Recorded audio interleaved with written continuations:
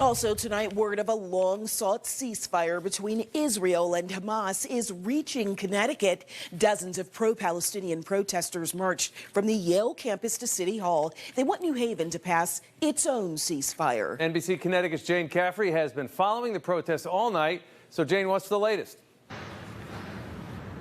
Well, Mike, Keisha, dozens of pro-Palestinian protesters swarmed the board of Alders chambers tonight for their meeting. And you can see this is just one of the many signs that they left behind outside of City Hall. Now, that was before the board of Alders tabled a local ceasefire resolution. It was first brought before them back in December. It's generated public comment from hundreds of people. And tonight, passions are high once again as Israel and Hamas continue to work toward a deal. With signs and chants,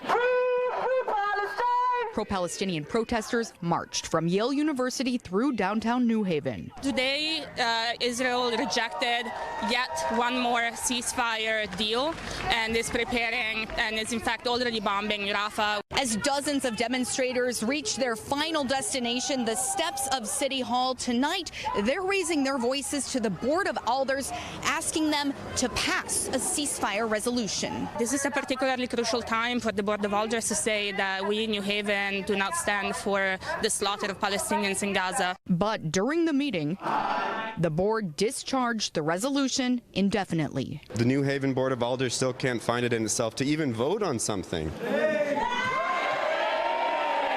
Frustration swelled amongst the pro-Palestinian protesters.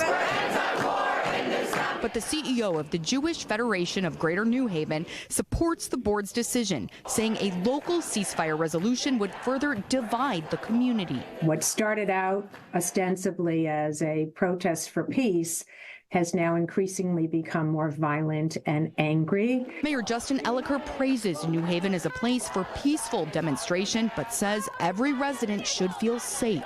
Whenever there is a very credible threat, we will respond immediately to that threat.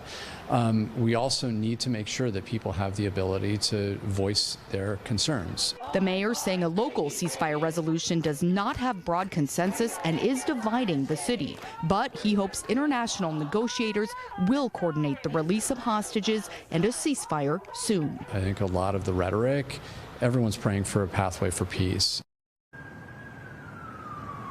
And Mayor Elliker says ever since these protests tied to Gaza began back in October, none have turned violent, and New Haven police have not made any arrests. Now, as for rallies and encampments on Yale's campus, he says that university police are handling those. We did reach out to Yale for comment and have not heard back just yet.